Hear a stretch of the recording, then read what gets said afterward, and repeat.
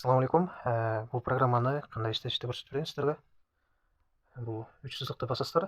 Бұл жерде склад, жеткирүүчүлөр, заказдар, аналитика, жөндөөлөр бөлүмү бар.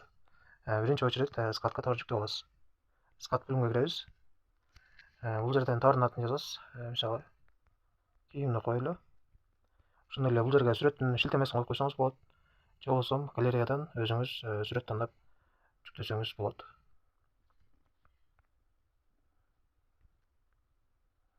Мисалы футболканы жүктөйлү.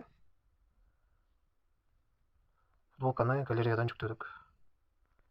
Футболка деп коебуз. Андан кийин бул жерге видео шилтемесин да койсоңуз болот, Instagram'дан же YouTube'дан. Жана бул жерге категориясын жазып койсоңуз болот. Мисалы мужская одежда деп коелу категория. Андан кийин бул жерге описаниясын жазып койсоңуз болот. Мисалы жакшы жеңил футболка деп коелу. Футболка. Бул жерге өздүк баасын жазасыз. Мисалы 500 сомдон алсаңыз, 1,5 миңден сатсаңыз, ошондой эле канча единица келди. Мисалы 10 келсе 10 деп жазып коесуз. Же болбосо кийимди көбүнчө размерлери менен жазат. Ошого сан дегенди өчүрөбүз дагы. Размер дегенди басабыз. Бул жерге размерлерин кошобуз. Мисалы 42 деп коелу. Канча штук бар 42? 10 штук деп кошобуз. Келиңиз дагы бир размер кошолу. 44. Будан дагы 10 штук. Андан кийин товарды жүктөнү басабыз. Биздин товар дүкөнгө жүктөлүп калат. Андан кийин мужская одеждага кирсек, биз жүктөгөн товар жүктөлдү. Жана муну мондой ачып туруп жакындатып деле көрсө болот товарды. Андан кийин бул жерден кайра басабыз буну. Анан жеткирүүчүлөр деген бөлүм бар. Бул жака кирсеңиз, жеткирүүчүнүн сизге товарды берип аткан адамдын атын жазып койсоңуз болот. Мисалы Али деп коелу. Ошондой эле дарегин жазып койсоңуз болот. Жана телефон номерин жазып койсоңуз болот. WhatsApp номери болсо, WhatsApp-ында жазып койсоңуз болот. Бирок телефон номерин жазып койгонуңуз жетиштүү. Жеткирүүчүнү сактоону басасыз, бул жака сакталып калат. Ошондой эле картадан сизге алып келген поставщиктин адресин көрсөңүз болот, кайерде экенин, Google'дан, 2GIS'тен. Ошондой эле чалып, же болбосо WhatsApp'тан жазсаңыз болот. Удалить басасыз, өчөт. Андан кийин бул жерде заказдар бар. Бул заказдар бөлүмүнө сизге клиент заказ бергенде ушул жака келип түшөт заказдар. Андан кийин аналитика бөлүмү бар. Бул жака кирсеңиз, пайда канча болуп атат, дана канча штук бар, заказдар канча түштү, сатуулар канча болду деп бул жерден көрсөтүп турат. Жана сатылбай калган товарларды, жана эң көп сатылып аткан товарларды көрсөңүз болот аналитика бөлүмүнөн. Ошондой эле жөндөөлөр бар. Самый главный ушул жөндөөлөрдү биринчи оңдоп алыңыз. Бул жерге киргенде кыргызча же орусча тилде тандап койсоңуз болот. Ошого жараша сайттын тили өзгөрөт. Ошондой эле бул жерде дүкөндүн атын өзгөртүп койсоңуз болот. Биз Ханшоп деп жазганбыз, мисалы. Лина шоп деп жазып койсок болот. Анан бул жерде логотипиңиздин шилтемесин коюп койсоңуз болот. Же болбосо галереядан тандап койсоңуз да болот. Бир логотип коелу. Аны койбой койсоңуз деле болот. Аны койбой койсоңуз, сиздин баштанганын эмебиз жазылып турат. Мисалы бул жерден келиңиз муну тандайлы. Логотип. Ушуну койдук. Анан эң маанилүүсү бул жерде WhatsApp номер админ. Бул жерге өз номериңизди жазып коесуз. Ушуну жазсаңыз, клиент заказ бергенде сиздин номериңизге келип түшөт. Ушул жерге өзүңүздүн номериңизди жазасыз. Анан эгер сизде доставкаңыз болсо, бесплатный болсо, 0 деп коесуз бул жерге. Же болбосо баасын жазып коесуз, канча сом экенинчи. Мен пока 0 деп кое берейин. Башкы жазуу чоң сөз. Бул жерге каалаган жазууңузду жазып койсоңуз болот. Бул сайттын бетинде көрүнүп турат. Мисалы, салам деп коеюн. Андан кийин кошумча жазуу. Бул кичинекей болуп көрүнүп турат. Муну деле өчүрүп туруп өзүңүз каалаган жазууну жазып койсоңуз болот. Салам. Бул жерге дагы салам деп коеюн. Андан кийин бул жерде карасаңыз, биз жазган нерселер мондой болуп көрүнүп турат. Сайтыбызда кандай көрүнсө, бул жерден ушуну көрсөтүп турат. Андан кийин сактоону басасыз, сакталат биз койгон настройкалар. Баарын өчүрүүнү бассаңыз, бүт товарыңызды өчүп, сайтты тазалап коет. Буну басардан алдын ойлонуп басыңыз. Бүт товарларды өчүрөт, баарын өчүрүү дегенди бассаңыз. Андан кийин дүкөнгө киребиз. Мынакей биз өзгөрткөн жазуулар жана логотипибиз Алина шоп салам деп өзгөртүп койдук. Жана бул жерден жөндөөлөргө киребиз дагы. Бул жерден бул шилтемени копировать этип алабыз. Ушул шилтемени копировать этип өзүбүздүн сайтыбызга коебуз. Себеби бул сайттын шилтемесин койбоңуздар. Бул жерде өзүңүз башкарасыз. Клиентке бере турган шилтеме, клиент кире турган шилтеме бул болот. Ушул жерден көчүрүп алсаңыз болот. Ошондой эле бөлүшүүнү басып бөлүшүп койсоңуз болот. Азыр сиздерге буну көрсөтүп берейин. Мынакей биз көчүрүп алган шилтемени мондой болот.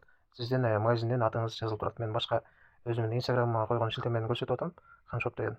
ушуну алып коюп койсоңуз болот. Шилтемени инстаграмыңызга же ватсабыңызга же клиентиңизге жөнөтсөңүз болот. Бизде ушундай товарлар бар депчи.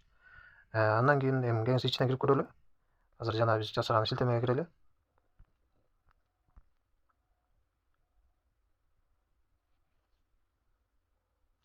Клиентке жанагы шилтемени бересиз. Ал клиент киргенде сиздин жанагы бөлүмдөрүңүздү көрө албайт, жана эчтекени башкара албайт. Клиентиңиз кирет дагы только товар сатып алат, товарды тандап. Мисалы бул жерден себетке кошууну басат, бул корзинага товарлар кошула берет. Жана ошондой эле сүрөттөрүн көрсө болот товарлардын. Мондой кылып жакындатып көрсө болот. Мисалы дагы бирди кошолу. 2 товар кошулду. Эми келиңиз кийим алса, кийимге кирет дагы бул жерден размерин тандап алса болот. Мисалы 44төн 13 бар, 42ден 13 деп көрсөтүп турат. Калды 10 дана депчи.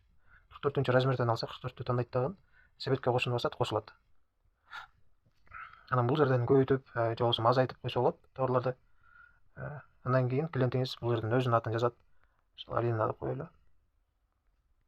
Бул жерден телефон номерин жазат.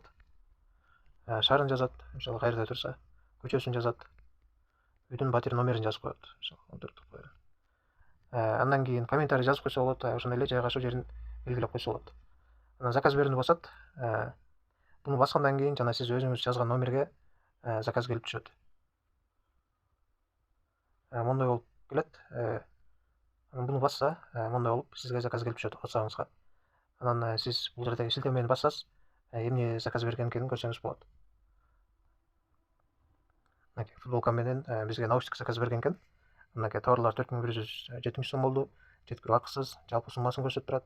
Кардар Алина, телефон номери, Дарига улицасы жазылып турат. Ушул бойдон сиз доставка кылсаңыз болот. Азыр эми сайтка дагы заказ түшөт. Ошону сайттан көрсөтүп берели.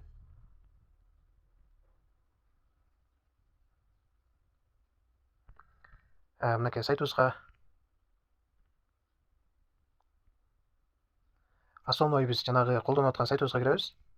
Мынакей биз сайтыбызга кирдик. Бул жерден мынакей бизге заказ келип түштү. Жана биздин клиентибиз заказ берген болчу. Мынакей көрүнүп турат бул жерде. Наушник менен бизге футболка заказ берген экен. Футболка 44-нчү размер. 2 штуктан 4 штук заказ бериптир. Мынакей Алина, номери, улицасы жазылып турат. Ошондой эле биз чалсак болот, WhatsApp'тан жазсак болот.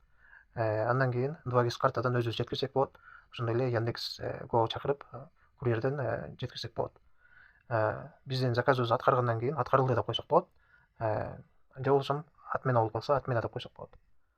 Ушундай кылып колдонсоңуздар болот. Андан кийин бүткөндөрдө өчүрүүнү басасыз, бул чекти өчүрүп койсоңуз болот. Ушундай иштейт программа. Баарын көрсөтүп бердик окшойт. Ушул эң главныйсы сиз өзүңүздүн Falcon программасынын шилтемесин жөнөтүп албаңыз. Кардарга жөнөтө турган шилтеме ушул. Көчүрүүнү басып жөнөтсөңүз, сиздин бул склад жеткирүү бөлүмдөрүн көрө албайт, ал башка эшиктен кирет. Башка эшиктен кирип, только ал товарды заказ берип, заказ бере алат товарды тандап. Ошол видео жаккан болсо, лайктан басып, комментарий жазып коюңуздар. Заказ бериңиздер бизге сайт, сиздерге отдельный сайтта жасап беребиз. Жана ошондой эле сайтта арендага беребиз, айына алып колдонсоңуздар болот. Сиздерге товарда кандай өзгөртүш керек экенин көрсөтпөй кетмин. Бул жака склад бөлүмүнгө киресиз. Жана бул жерден товарды өзгөртсөңүз болот. Мисалы, калем белгисин басасыз товардын жанындагы. Андан кийин бул жерден атын, же болбосо сүрөтүн алып коюп, же болбосо бааларын өзгөртүп койсоңуз болот. Андан кийин өзгөртүүнү сактоо дегенди басасыз, товарыңыз өзгөрүп калат. Ошондой эле удалить белгисин бассаңыз товар өчөт. Андан кийин бул жерде сатуу өздүк бааны көрсөтүп турат, каталогдогу товарларды көрсөтүп турат. Азыр биздин товарлар 26 штук. Сатылган дана товарларды көрсөтүп турат. Каталогдун наркы канча сомдук товар турат, ошону бул жерден көрсөтүп турат. Возврат товар болгондо ошондой эле акча артына кайтып келет, эгер товар возврат болуп калсачы. Жанагы отменаны басып койсоңуз. Аналитика бөлүмүндө деле ошол жакшы кетип аткан, өтпөй калган товарларды көрсөтүп турат. Жана ошондой эле бул жерден ар бир товардан канча сом пайда көрөсүз, бул жерден көрсөңүз болот. Мисалы, Bluetooth наушниктен 135 сом пайда көрөт экенсиз. Мынакей, ар бир товардан пайдаларын көрсөтүп турат. Дагы бир нерсени сиздерге көрсөтпөй кетмин. Бул жерден товарлардын ордун алмаштырып койсоңуз болот. Мисалы, өйдөрөккө башка товарды койгоңуз келсе, мисалы, кроссовкини коелу.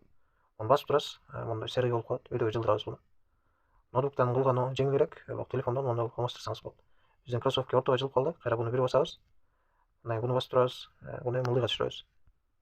Мынакей биздин кроссовки өйдөгө жылдырып койдук товарыбыздычы. Ушундай кылып товардын ордун алмаштырып койсоңуз болот. Клиентке кайсыл товарды көрсөткүңүз келсе киргенде элечи. келесі қайрақылдыға түсірелі. Мінекей қайрақылдыға түсіріп қойдық. Осында болып тардан ордан алмастырып қойсаңыз дагы болады.